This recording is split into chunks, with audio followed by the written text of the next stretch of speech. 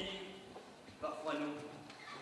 Tout dépend du filtre à travers lequel on regarde les choses.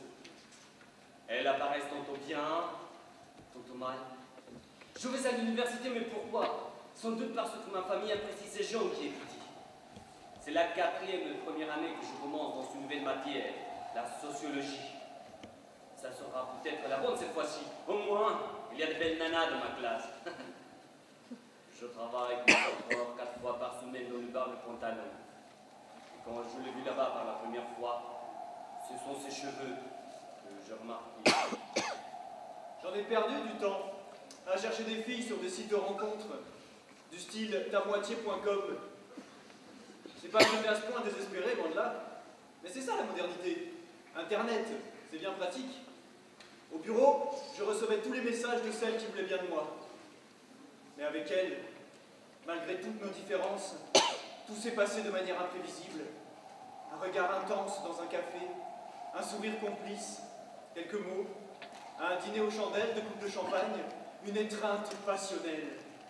Je me rappelle sa fine silhouette dans la pénombre, sa peau claire contre la mienne. Quelle nuit, inoubliable. Je la garde encore en mémoire. Cette rencontre a été différente de toutes les autres. Je ne sais pas pourquoi tu restes avec moi. Je ne comprends pas, non, je ne comprends pas. Je ne supporte pas cette société. Ce ne sont pas les plus compétents qui réussissent, mais simplement les beaux parleurs.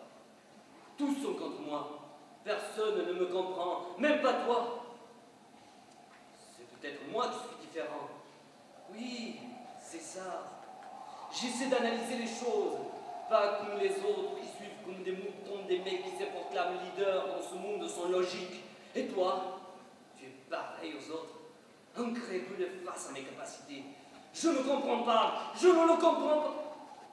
Oh, pardon. Ne te mets pas dans ces états-là. C'est simplement mon intellect qui rejette toute cette injustice. Embrasse-moi, je t'en supplie.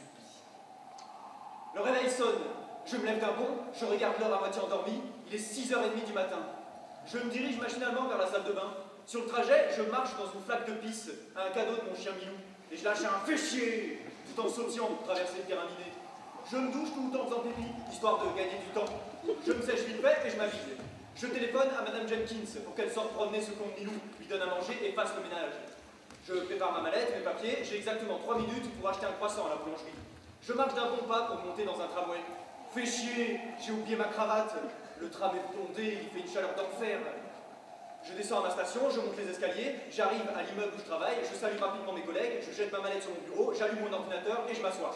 Non, non, tu es incapable de faire quoi que ce soit de bien. C'est quand même incroyable. Je suis toujours obligé de passer derrière toi. Mais j'ai faim. Pourquoi rien n'est prêt? À quoi tu passes ton temps? Qu'est-ce qui se passe avec toi, hein? Regarde-moi! Si tu veux que je t'aime, fais un effort ensemble. Et oui, les choses ne sont jamais comme on les imagine. Il te suffit de me comprendre un peu, de comprendre ce qui me tourmente.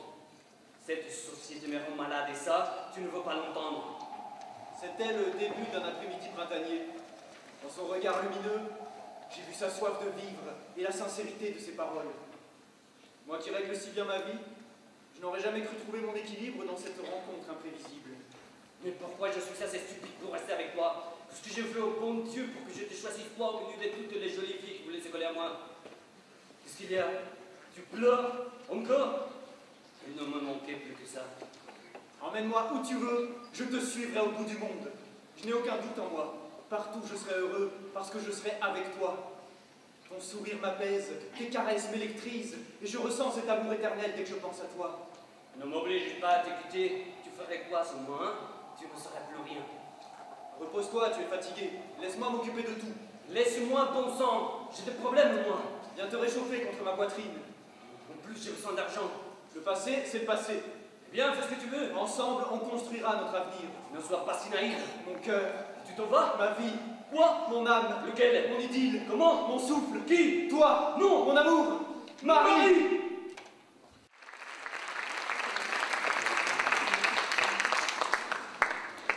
Parole pour un amour que l'on dit sentimental. Parole pour un amour incompris.